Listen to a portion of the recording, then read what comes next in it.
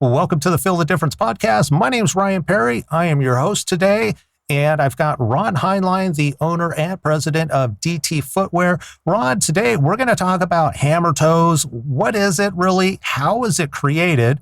And then the last thing I'd like you to cover is what should people be looking for in footwear? Okay, Hammertoes a lot of times are created by a bunion. That's number one.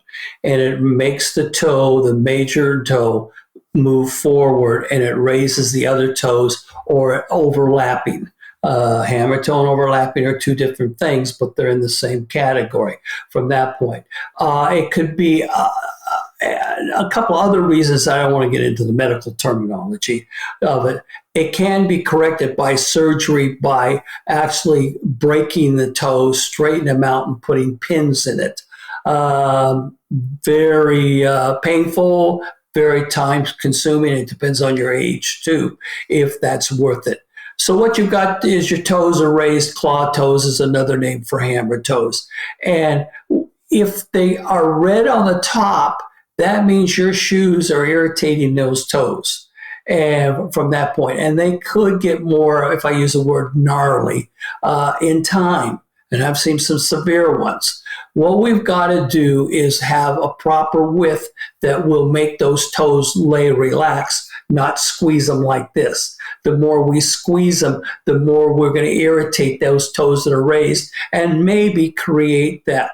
And remember, the muscles and the ligaments start stretching in that position. So why they break them, they got to straighten them out and put screws in there, or basically screws, and to make where the ligaments and muscles will go back to its neutral or natural position from there. But how we correct that is mainly by a stretch material, as you see in this, and this happens to be a women's, that's a great tennis shoe, that's got the stretch material that gives. It's very soft and supple. I can stick my finger in there, and it raises it up.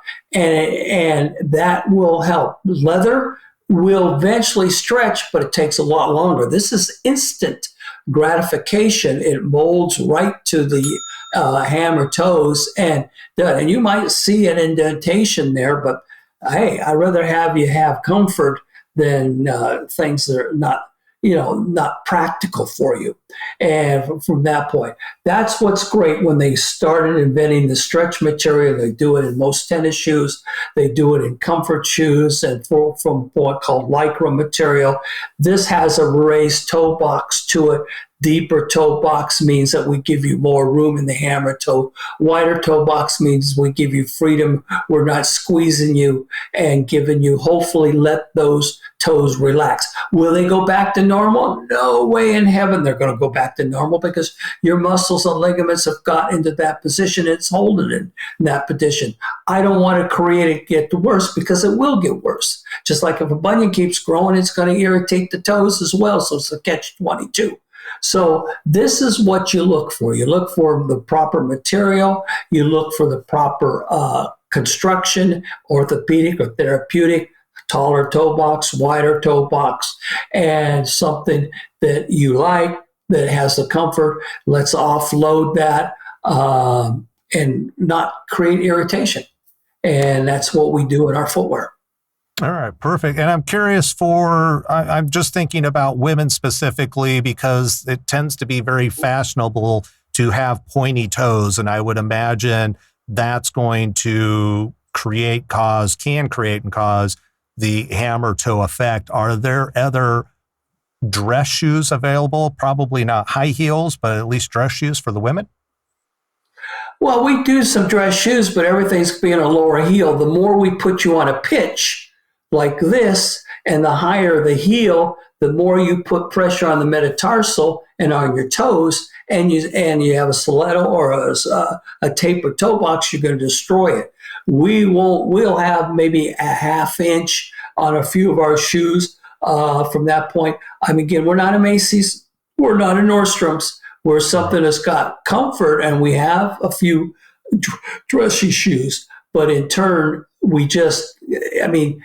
I did the designing for a well-known line, and I'm not going to say who it is, but the women would know it if I mention it. We Mhm. destroyed so many women's feet because of doing a short constructed Brazilian last and putting the height on there and just destroying and create a lot of bunions and a lot of hammer toes. Because if the bunion starts, the hammer toes normally fall right behind it, or they're overlapping. As the bunion grows, that's that problem. So what I want to do is help a lot of people that I've kind of hurt people, not intentionally, but the company did that, and it happened to be major in the 70s and the 80s, and still is a well-known line today. And in turn, we want to help and correct, and that's why I got into the therapeutic orthopedic. I don't make the 5-inch heels, the 4-inch heels. And we do have boots that have got some heels. We've got some shoes that have some heels. But again, I got to remember, I want to save your feet. I don't want to destroy them.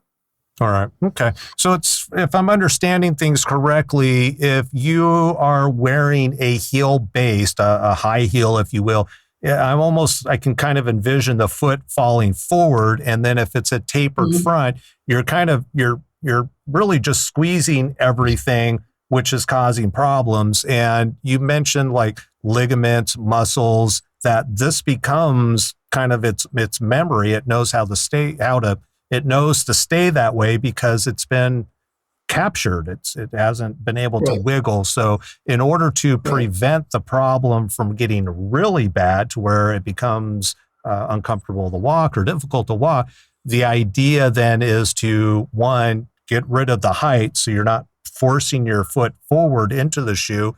And then two is finding a shoe that has the width to it so that your toes can actually splay out and stretch out. And hopefully, if you haven't gone too far, that muscle memory of being able to spread out could be very beneficial. Yeah, it works in your favor. If it gets worse, then you're going to have surgery. And like I said, I don't care if you're 20 to 40 years old, whatever age you are, that's no pleasant procedure. I've seen it. I've watched it. It's not, and I've seen the recovery is a pain. And what they do is force the muscles and the ligaments to get back to its normal position from that aspect of it. You just, again, if you're wearing the stilettos, the taper toes and women's and the higher heels, you put yourself in a vice. It's just very simple. I might as well take your foot and just squeeze it as a vice and go narrower and narrower, and that's what causes the problems. Again, hammer toes only can be corrected by surgery, and we can work around that to try to give you as much comfort and not to create irritation and create the matter to get worse. For those that are interested in learning more about hammer toes, how to prevent it, the right shoes to wear, we do have guides on the website that you can view. Also, Ron has over 50 years in the shoe industry, and he knows what he's talking about. Feel free to reach out to Ron. All the information's on the website, dtfootwear.com. He is available through phone, text, or email. Until next time, take care.